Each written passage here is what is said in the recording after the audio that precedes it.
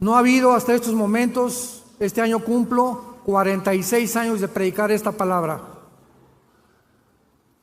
Y en estos 46 años que tengo predicando la palabra de Dios, no he podido encontrar a ninguna persona de ningún carácter, de ninguna disciplina académica que pueda contradecir que no ha habido ningún personaje en la historia como Jesucristo por tres razones principales. Número uno, Jesucristo es tan importante que celebramos su nacimiento. Ni de Buda, ni de Mahoma, ni de Zoroastro, ni de Mahatma Gandhi, nadie sabe cuándo nacieron estos líderes religiosos. Sin embargo, en la Navidad, aunque sabemos que no nació el 24 de diciembre, pero lo aprovechamos para poder dar testimonio, hasta los ateos no van a trabajar. Se cierran los comercios, hay un espíritu que a todos nos cubre de melancolía, queremos estar con la familia, comenzamos a intercambiar regalos unos con otros. ¿De dónde viene todo esto? De la Biblia. Todas estas costumbres y tradiciones vienen de la Biblia. Hace algún tiempo tuve una discusión con un ateo por radio y me dijo, de alguna forma tan burlona, yo ni siquiera creo que Jesucristo existió. Y le pregunté, ¿me puede decir qué fecha es hoy? 19 de mayo de 1991 me contestó. Y le dije, ¿desde cuándo comenzamos a contar? 1991. No sabía dónde esconderse. Volteaba a ver las lámparas, volteaba a los lados, hasta que me dijo, desde el momento que nació Jesucristo. El personaje tan importante de Cristo es tan impactante en la historia que la historia fue dividida por él. Y se cuenta la historia antes y después de Cristo. No es antes y después de Buda, antes y después de Zoroastro, antes y después de Mahoma, es antes y después de Jesucristo. Y en tercer lugar, es tan impactante la vida de este hombre que en esta semana que estamos celebrando por el amor de Dios, aunque para los cristianos todas las semanas son santas. Así que esta no es solamente la Semana Santa para nosotros, es para el mundo y la aprovechamos otra vez para dar testimonio. Pero la muerte de Cristo, el nacimiento de Cristo y la historicidad de Cristo son inigualables. Señores ateos que nos visitan, agnósticos, escépticos, estudiantes de la universidad, y este hecho es simplemente para que te intereses en conocer la vida de este personaje. Antes de que yo fuera cristiano, me proclamé ateo, porque me decepcioné de la religión que mis padres nos heredaron. Me di cuenta de tantas cosas contradictorias que había, y lo que yo conocí fue la religión. Y cuando vengo a la Biblia, me encuentro por primera vez que este libro no es un libro religioso. El cristianismo no es una más de las religiones que existen. Esto es pura ignorancia de los politólogos, de los presentadores de la televisión, de historiadores que no tienen idea ni siquiera de las Sagradas Escrituras. Las religiones son sistemas inventados por los seres humanos para tratar de alguna manera de reconectarnos con los dioses, con la luna, con las estrellas, con el sol, o agarramos un tronco de un árbol y le damos la forma de un ser humano y nos hincamos ante algo que nosotros construimos o esculpimos. Esas son las religiones. Pero cuando venimos a la Biblia, venimos a Cristo, venimos a un hombre que se llama Jesús. Y tú puedes ser católico, mormón, evangélico y no tener una relación personal, diaria, viva, orgánica con la persona de Jesucristo. El hecho que vengas a la iglesia no te hace cristiano. Es como el hecho que si te vas a una fábrica de Volkswagen y trabajas en la Volkswagen, no sales hecho un carro Volkswagen. Entonces la iglesia es un lugar de reunión para aquellas personas que han decidido seguir a Jesús y quieren conocer más de la persona de Jesucristo. Hay un aspecto que quiero tratar en esta noche, científicamente, médicamente, de la persona de Jesucristo. Una de las preguntas más importantes que he tratado de hacer, estoy hablando en seminarios teológicos, en institutos bíblicos, en reuniones de psicólogos, como en el Ecuador tuvimos una con todos los psicólogos del Ecuador, mi esposa y yo hablando sobre la psicología y la Biblia, etcétera, etcétera, ha sido esta pregunta: ¿qué fue lo que le causó la muerte a Jesucristo?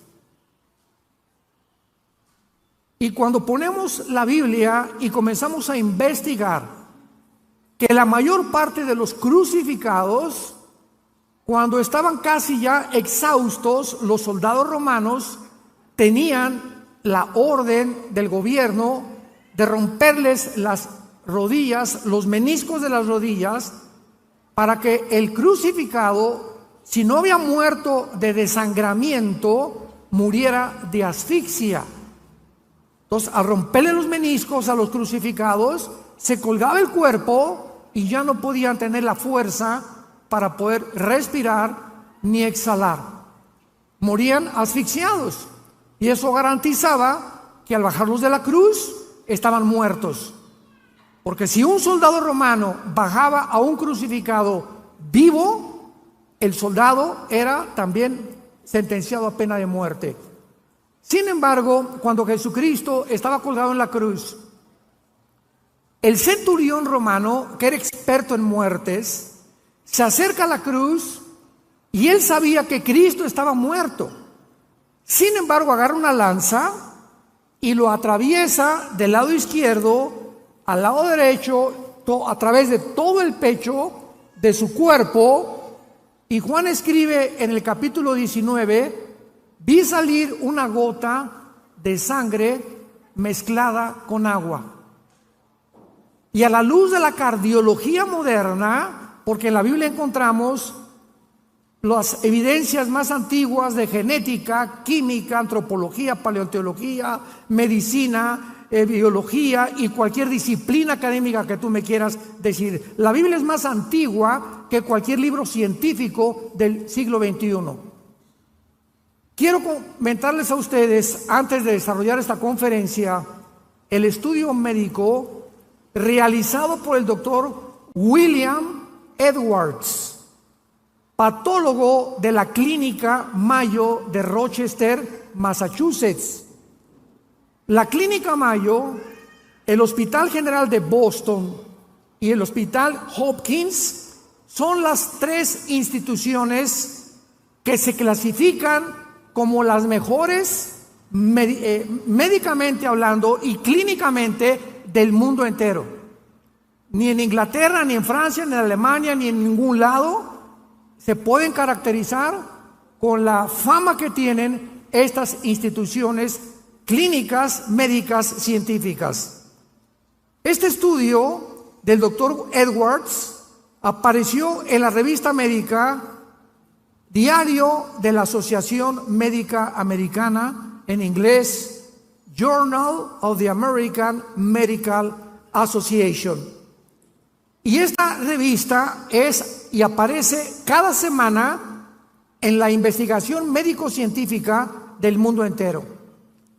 Escuchemos la opinión médica de una persona que no es cristiana, de un médico patólogo famoso en el mundo entero acerca de la muerte de Jesucristo. Número 1, la sangre que sudó en Getsemaní. La Biblia dice que cuando Cristo estaba en Getsemaní, fue tan intensa la presión que él tuvo espiritualmente que la sangre comenzó a salir de sus poros y de su piel. Y este médico dice lo siguiente: este fenómeno se llama hematohidrosis. Hematohidrosis, o sea, sudor sanguinolento, y ocurre en estados altamente emocionales, cuando la hemorragia de las glándulas sudoríparas ocasiona que la piel quede excesivamente frágil. Probablemente la pérdida sanguínea en el huerto de Getsemaní fue mínima. Sin embargo, la fragilidad cutánea resultante ocasionó más tarde en una gran pérdida sanguínea durante la flagelación. Veamos qué dice Mateo 26, versículo 36. Entonces Jesús llegó con ellos a un lugar que se llama Getsemaní. La palabra Getsemaní en el hebreo es Getsemana o Getsemaní, que significa el aceite prensado. O sea, cuando se aprietan las uvas, ¿verdad?, sale el líquido. Cuando se aprietan las aceitunas, sale el aceite de olivo. Y Getsemaní es el lugar donde él fue prensado, apretado. Y fue tan grande la presión psicológica y espiritual de Cristo para que la sangre haya salido de su piel en la hematodihidrosis. Es un fenómeno que los médicos explican por qué sucede. Estos se enrollaban en el cuerpo de la víctima cuando lo flagelaban. Los látigos romanos eran de 5 colas y tenían en las puntas plomo y tenían acero, y se enrollaban 4 o 5 veces alrededor del pecho y de la espalda, y cuando el soldado romano sacaba el látigo, desgarraba todos los tejidos subcutáneos del pecho y de la espalda, y quedaban las heridas en la superficie. Cuando Cristo fue acostado en la cruz, no tenía piel a frente ni tenía piel atrás. Completamente estaba desnudado de su piel, de los 39 flagelos que le implicaron el desangramiento que se inició en el huerto de Getsemaní. El grado de pérdida sanguínea, dice el médico Edwards, determina el tiempo que la víctima sobrevive en la cruz. La pérdida apreciable de sangre prepara el terreno para un estado de shock hipovolémico, que es un estado donde existe una discrepancia entre la capacidad de los vasos sanguíneos y su contenido. La hipovolemia significa disminución del volumen sanguíneo por pérdida de sangre o deshidratación. En otras palabras, después de los 39 latigazos que le dieron a Cristo, imaginémonos la pérdida de sangre que él sufrió. Cuando la sangre comienza a salir del cuerpo, médicamente hablando, la hipovolemia, comienza a haber una descomposición tremenda mental que hace que las personas pierdan completamente la brújula, ya no coordinen sus pensamientos, ya no sepan, se desmayan o la mayor parte de las veces gritan que por favor los maten antes de seguir sufriendo los latigazos. Jesús fue tan debilitado por los 39 latigazos que la Biblia dice que no pudo cargar el patibulum, o sea, el palo central de la cruz, porque desde el pretorio romano, donde fue flagelado, hasta el monte Calvario, había 800 metros, casi 1 kilómetro de distancia. Entonces, la pérdida de sangre en Getsemaní, la pérdida de sangre en los clavos y los latigazos que le dieron, porque le rasgaron la piel con clavos también los soldados, le impidió a Cristo, que tenía una salud excelsa, ¿verdad? Si era el Hijo de Dios, jamás se enfermó, comía pescado, comía miel, comía cosas, no bebía Coca-Cola, ni azúcares tampoco, pero estaba tan débil que tuvo una persona llamado Simón de Cirene que ayudarle a cargar el palo central de la cruz. Dice la Biblia que sus heridas en la espalda fueron cubiertas con un manto de púrpura, el cual, cuando llegó a la cruz y lo acostaron, le quitaron el manto y la piel que le quedaba fue arrancada, porque en los 800 metros que caminó hacia la cruz se le pegó la sangre coagulándose con la tela del manto, y al quitarle el manto le desgarraron todo lo que le quedaba de piel. O sea que cuando lo acostaron a Cristo sobre la cruz, era completamente sin piel.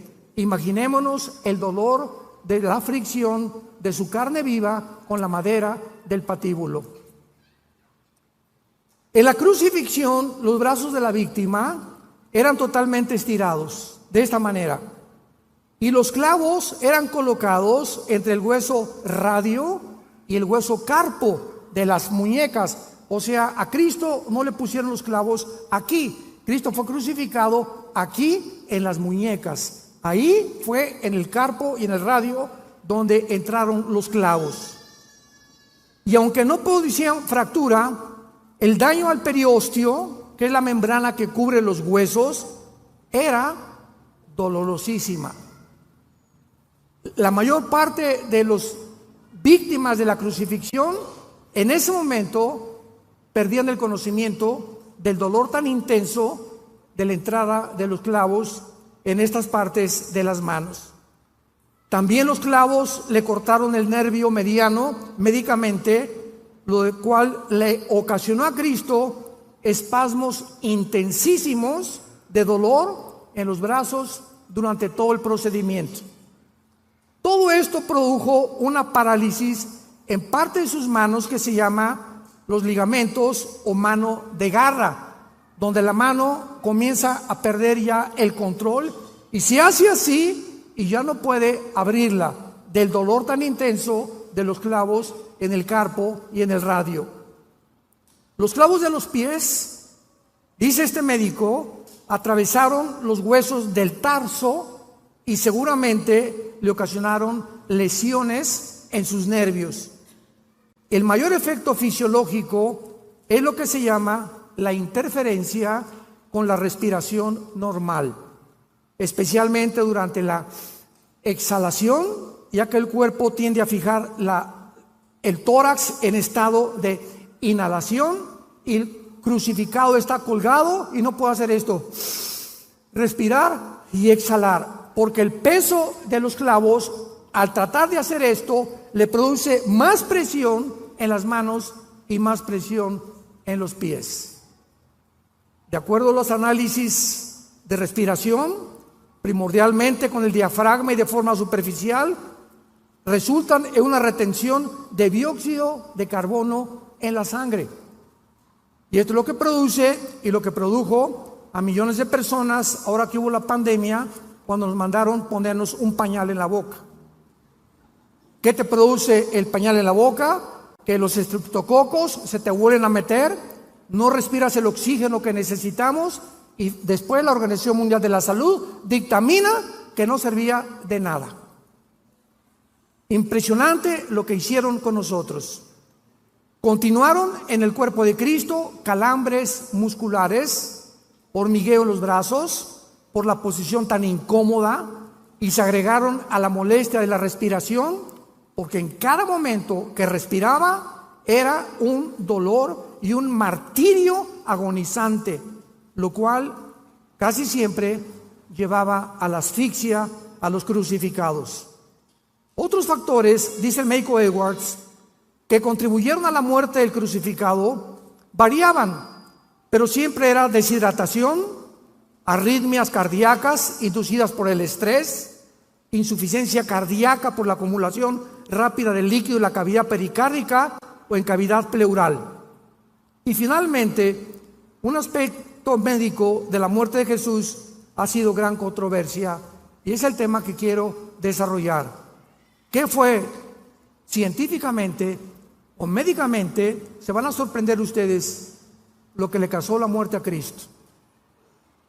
Cuando el soldado romano le atravesó el costado, le atravesó lo que se llama el pericardio, que es una membrana que cubre el corazón, y el endocardio, que es una membrana que está dentro casi en el corazón.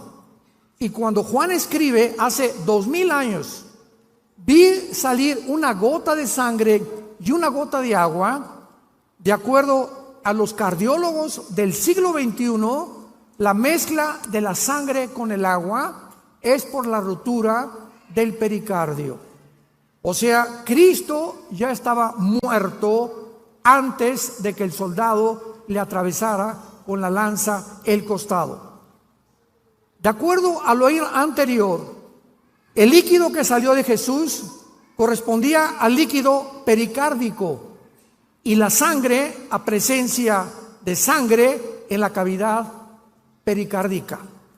El corazón está forrado por dentro por la membrana llamada el endocardio, después una capa muscular llamada el miocardio, forrada por el pericardio, con dos capas, pericardio visceral y pericardio parietal. Y estas capas no se conocían hace 2000 años, ni se entendía tampoco qué es lo que pasaba, porque jamás había el estudio clínico que hicieron después estos médicos de la Clínica Mayo, Rochester y la Clínica de Hospital Hopkins y de Boston hace algunos años. Y finalmente, ¿qué fue lo que ocasionó la muerte de Cristo?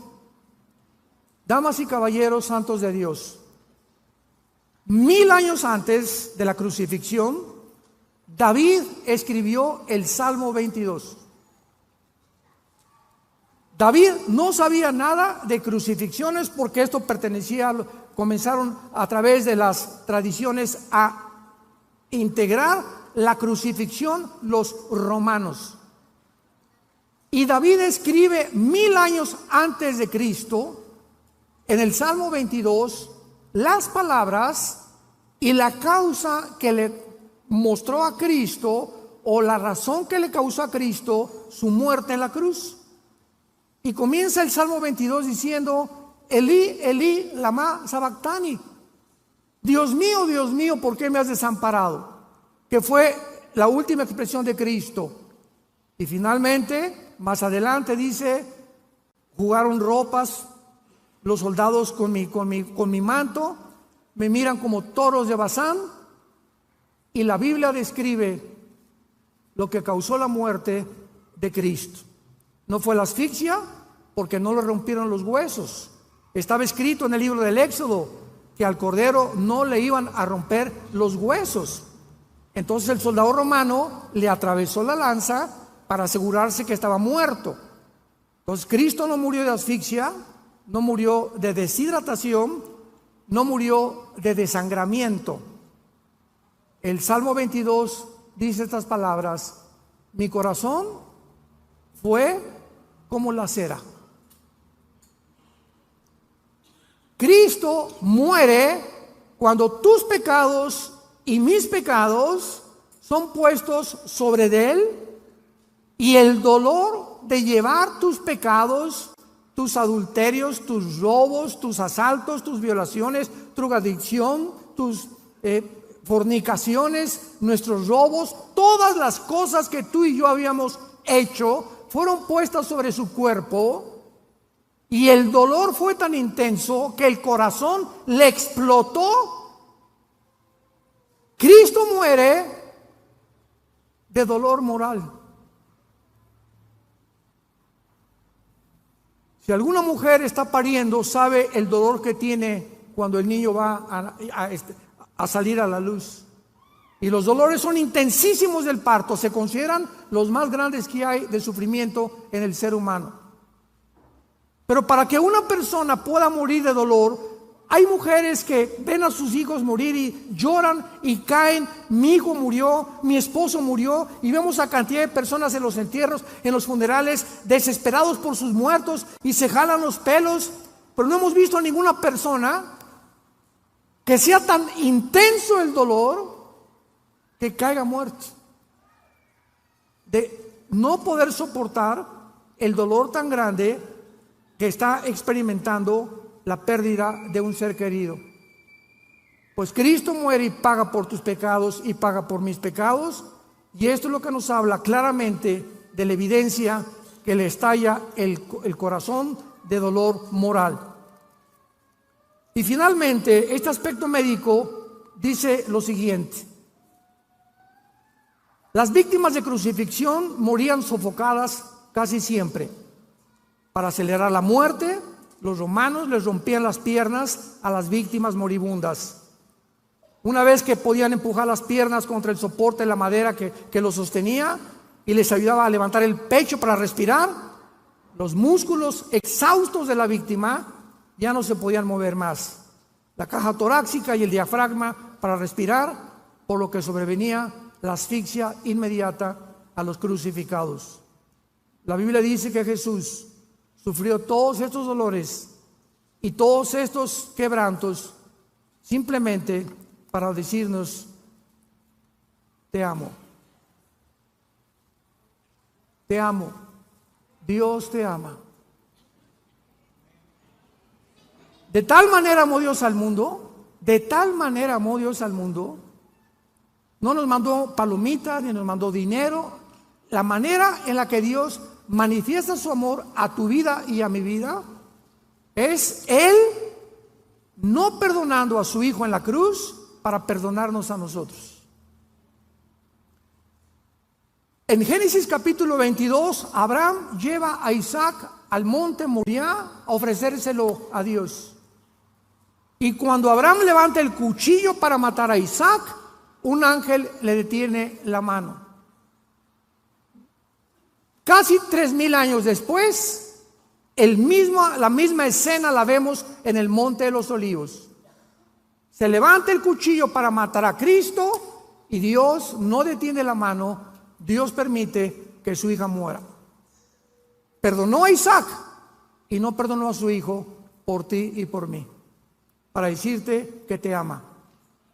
Y si Dios te está diciendo que Él ha dado su vida por ti y por mí, ¿cómo no nos dará todas las cosas si nosotros se las pedimos y le seguimos en el temor de su vida en nuestro corazón? El temor de Dios es medicina a nuestro cuerpo y refrigerio a nuestros huesos. Largura de días y años de vida y paz te aumentarán. Y tú no puedes más que comprender algo. Yo siempre que he tenido en estos 46 años de vida predicando el Evangelio, cuando me asaltan dudas, porque las dudas nunca van a dejar de asaltarnos, es una guerra mental entre el bien y entre el mal. Mientras más memorizo la palabra y más la medito, es la única forma de poder contrarrestar mi ansiedad, mi estrés, mis preocupaciones. ¿Por qué? Porque si no pueden haber preocupaciones y la palabra de Dios en mi mente. Y tú escoge qué te va a gobernar: el estrés, la preocupación, la ansiedad, o en ese momento repite la palabra y comienzas a mencionar la palabra. Bendito sea el Dios y Padre Jesucristo, que nos hizo renacer para una esperanza viva por la resurrección de Cristo entre los muertos, para una herencia incorruptible y inmarcesible reservada para nosotros en los cielos. Y comenzamos a pronunciar la palabra de Dios y se va el ataque de Satanás de tu mente y de nuestra mente. Aquí es el campo de batalla. Tú eres lo que piensas. Somos el resultado de nuestros pensamientos. Dice Isaías 53, 700 años antes de Cristo. Lo más importante del pasaje de Isaías 53, para todos ustedes que estudian teología, es que está escrito en el pasado. Fue escrito 700 años antes de Cristo y se escribe como si ya hubiera pasado. Despreciado y desechado entre los hombres, varón de dolores, experimentado en quebranto, como que escondimos de él el rostro. Fue pasado, menospreciado y no lo estimamos. Ciertamente llevó, no dice llevará, llevó nuestras enfermedades, sufrió nuestros dolores, le tuvimos por azotado, por herido de Dios y abatido. Mas el herido fue tiempo pasado por nuestras rebeliones. Pregunta: ¿cómo es posible que se hable de un evento futuro en el pasado? Porque la Biblia es el único libro hiperdimensional. Señores científicos que nos acompañan, señores médicos, señores psicólogos y psiquiatras que están con nosotros, ¿qué estoy diciendo? En 1940, más o menos, 43, Alberto Einstein descubrió una fórmula científica que revolucionó completamente la dimensión y las leyes de la física. E igual a mc al cuadrado. La energía es igual a la materia por la velocidad de la luz al cuadrado. Esta fórmula de Einstein revoluciona completamente nuestra vida, y qué impresionante que la Biblia se adelantó, porque esta fórmula de Einstein implica que el tiempo no existe. Se les van a fundir los fusibles.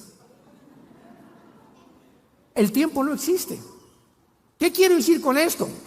Agarra tu reloj en este momento. ¿Y qué hace el reloj? El segundero. 1, 2, 3, 4, 5. ¿Dónde está el pasado? ¿Dónde está el pasado? Estamos en el presente. 1 es el presente. 2, 3, 4, 5, 6, 7, 8. El futuro todavía no estamos ya. El pasado. Hace un segundo tu pasado ya no existe. Hace 2000 años el apóstol Juan escribe el Apocalipsis. Viaja el apóstol Juan 2000 años y ve al anticristo y la tercera guerra mundial. Juan regresa en el espíritu y el Apocalipsis ya está escrito lo que va a ser. No ha sido y será.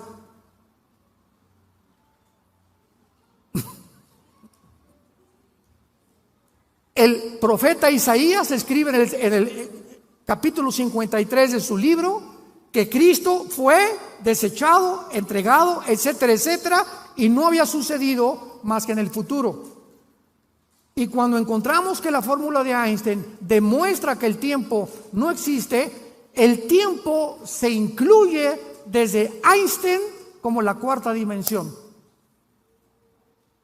¿Qué quiero decir? Que somos seres que vivimos en 4 dimensiones: altura, profundidad, anchura y el tiempo, que desde el siglo pasado estuvo incluido dentro de las dimensiones del ser humano. Sexta, séptima u octava dimensión. Para Dios 1000 años es un día. Un día es como 1000 años. Cada vez que la Tierra hace una vuelta al Sol de 365 días, para Dios fue un día.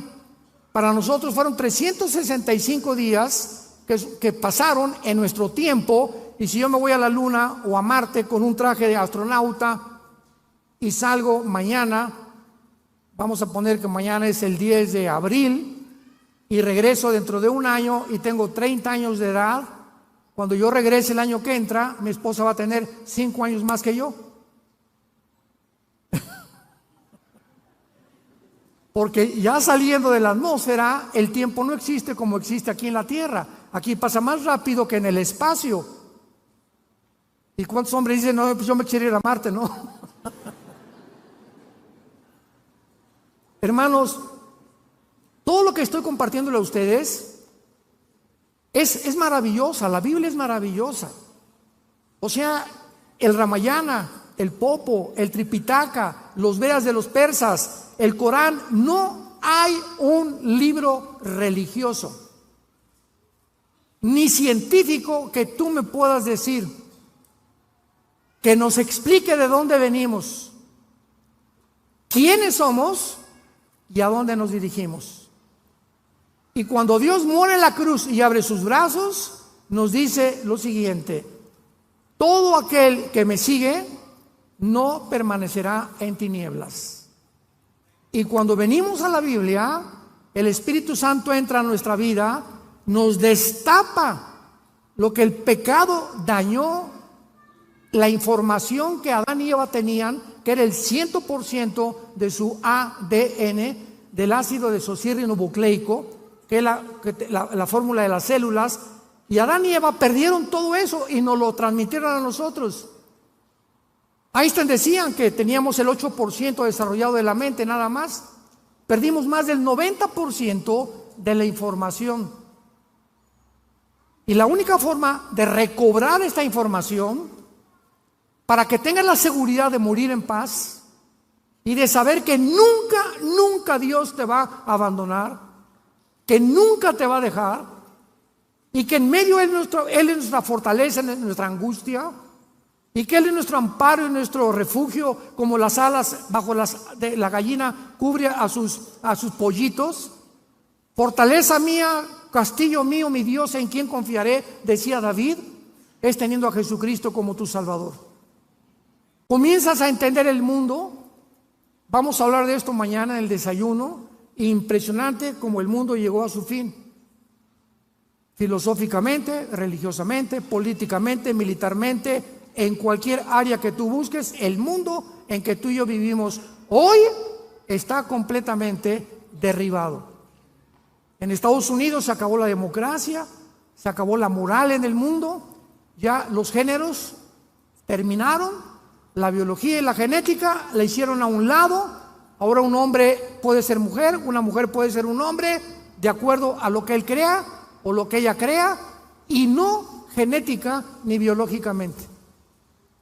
Es una locura, es un mundo de psicópatas, de sociópatas. Nunca el mundo había enloquecido al grado en el cual se encuentra actualmente. Y simplemente porque no tienen a Dios, porque hemos creído que podemos vivir sin Él. ¿Qué importancia tiene la muerte de Cristo para todos nosotros? En primer lugar, la muerte de Cristo fue el tema que más intrigó a los profetas hebreos. Dice en la primera carta de Pedro, capítulo 1, versículo 11, los profetas profetizaron de la gracia destinada a ustedes. Inquirieron y diligentemente indagaron acerca de esta salvación, escudriñando qué persona y qué tiempo indicaba el Espíritu de Cristo que estaba en ellos, el cual anunciaba de antemano los sufrimientos de Cristo y las glorias que vendrían tras ellos. En la cruz del Calvario había dos grupos de personas: los religiosos, los fariseos, supuestamente los doctores de la ley. Y del lado izquierdo estaban los griegos, los filósofos de Atenas, los discípulos de Zenón, los epicúreos, los estoicos, los grandes pensadores de la historia en aquel tiempo. Los religiosos, los fariseos, voltearon a la cruz y dijeron: porque la Torá, nuestra ley, dice maldito el que es colgado en un madero. Entonces, ¿cómo puede este hombre decirse que es hijo de Dios cuando nuestra ley dice que los que son crucificados son hechos maldición? No puede ser este el hijo de Dios. Comenzaron a ofuscar en sus pensamientos y en su limitada racionalización. Y por otro lado, los griegos veían a Jesús y decían: este no puede ser el hijo de Dios, porque Zeus, nuestros grandes dioses de los titanes de la mitología griega, no podían permitir que a su hijo le hicieran lo que le están haciendo a este hombre. ¿Cómo puede llamarse este el hijo de Dios? Damas y caballeros, los religiosos y los filósofos, Dios enloqueció su sabiduría, porque la palabra de la cruz es locura a los que se pierden. Y no podían, con su mente intelectual y filosófica, como actualmente también, no me importa que seas maestro de filosofía y letras en la universidad, ni que tampoco tengas doctorados en ciencias políticas, si tú no tienes al Espíritu de Cristo en tu vida, no vas a entender la Biblia. Porque los pensamientos de Dios son más altos que los nuestros. Y la forma como Dios actúa no es como nosotros. Y en esa cruz, donde unos decían que era maldición y otros que era una imposibilidad que el Hijo de Dios pudiera decirse así, muriendo como un vil criminal y su padre no hiciera nada, Dios lo hizo a propósito, porque detrás de esa muerte se encontraba toda la sabiduría de Dios, escondida detrás de la locura de los seres humanos.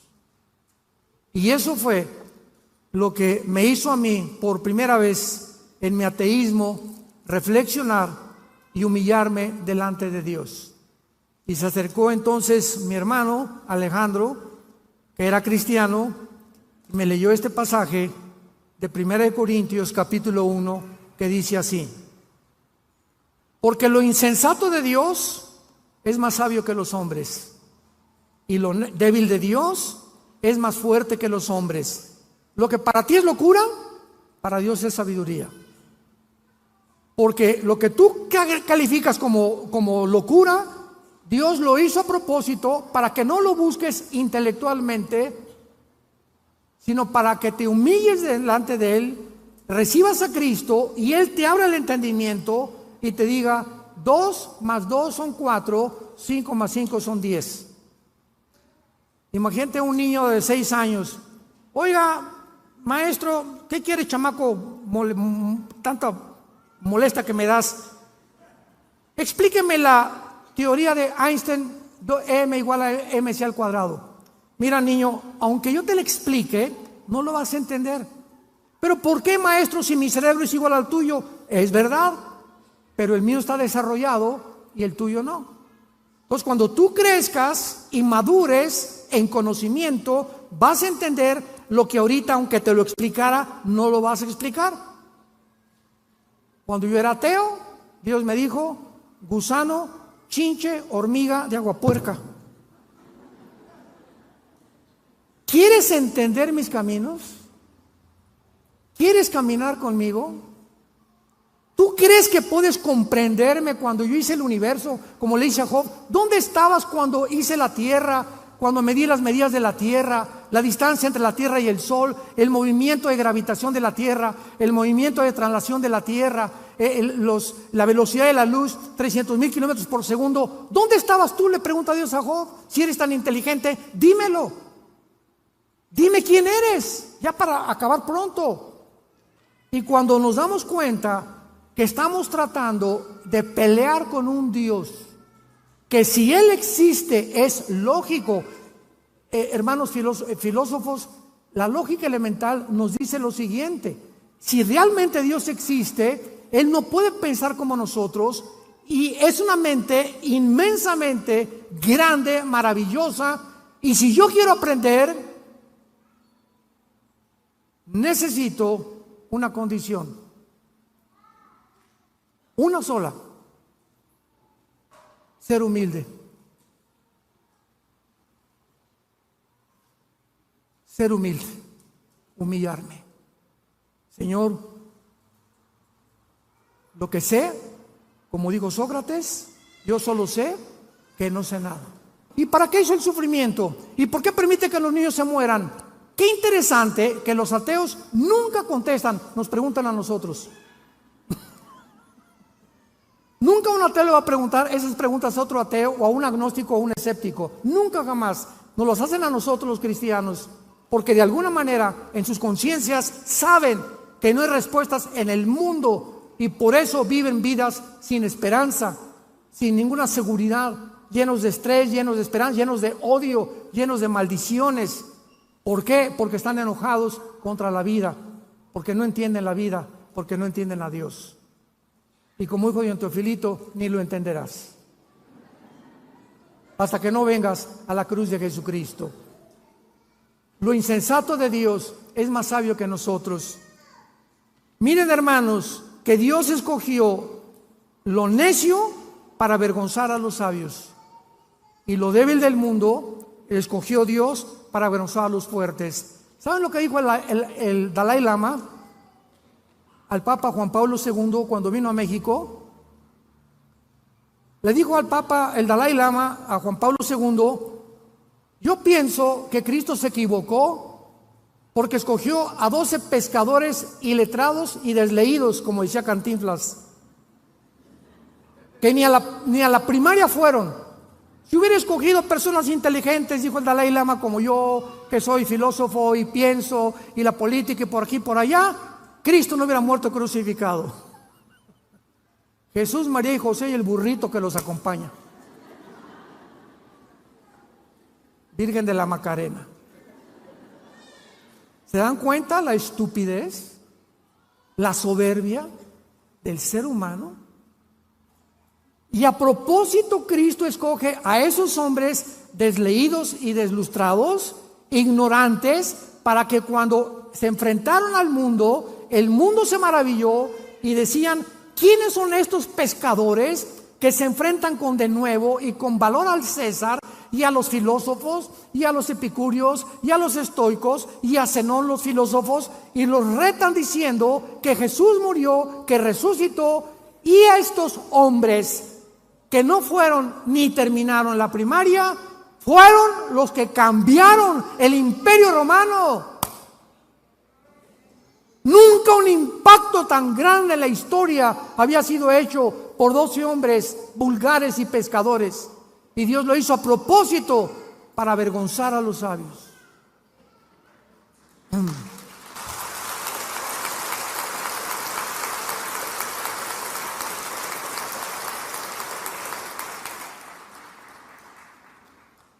Cristo muere en la cruz para pagar por tus pecados y por mis pecados.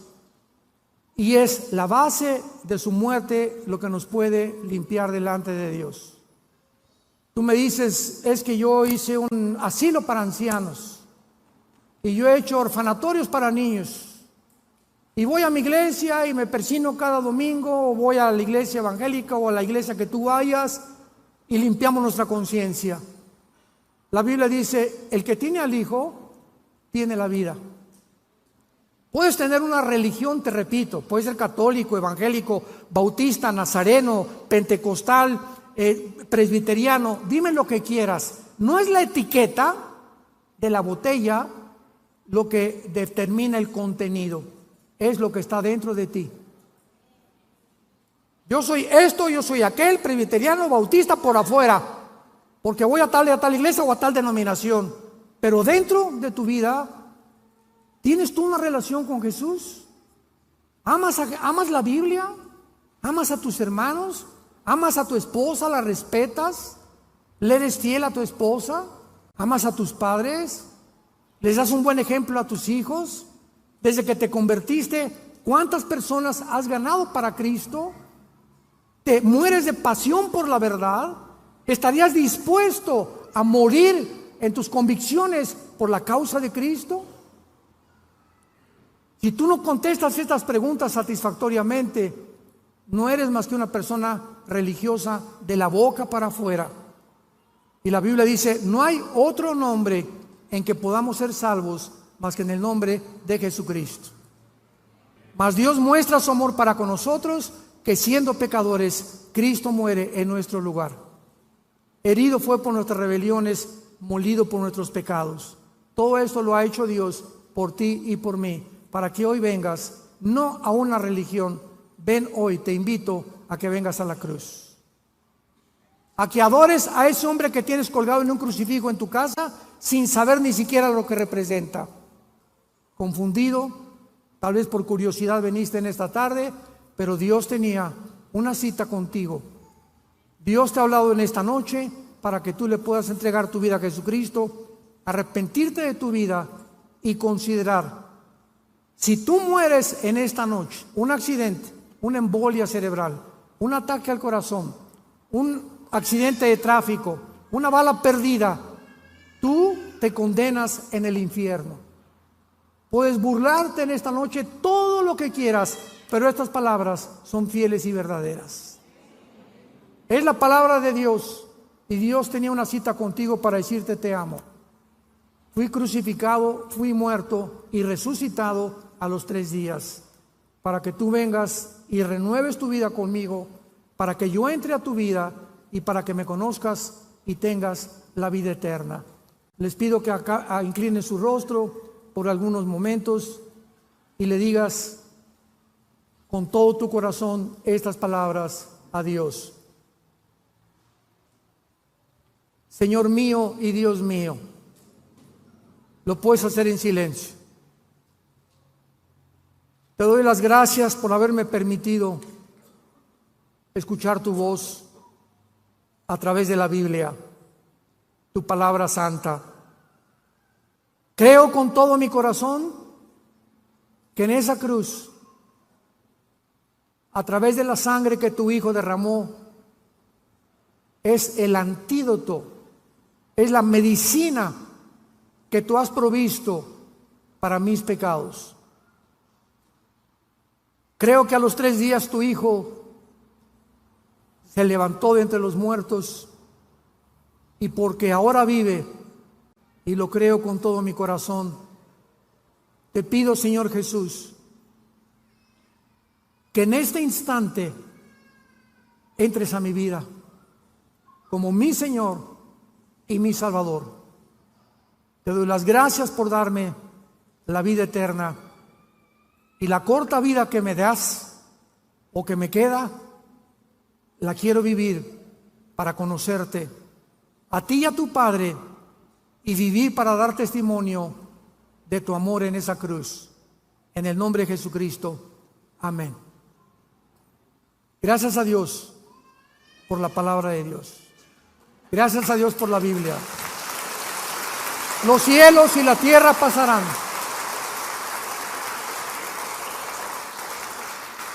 los cielos y la tierra pasarán, pero mis palabras permanecerán. Todos los sistemas filosóficos del mundo estamos viendo que están derribados. Todo se está derrumbando a nuestro alrededor. El petróleo, el peso, la democracia, el capitalismo, el comunismo, el socialismo, todo, la ciencia, la sexualidad, todo ante nuestro alrededor se está derribando. Si los fundamentos fueran quitados, Salmo 11, ¿qué sería de nosotros? ¿Qué sería si no tuviéramos este fundamento, esta esperanza? ¿Qué sería de mi vida? Yo hubiera acabado en la cárcel o muerto. Si hubiera seguido la vida que yo seguía, hubiera acabado yo loco o en un psiquiátrico, tal vez. Pero Dios me levantó para que pudiera proclamar su mensaje. Y cada día le digo que me dé más pasión para hacerlo, para que la gente pueda comprender que tienes una sola vida para arrepentirte y venir a la cruz.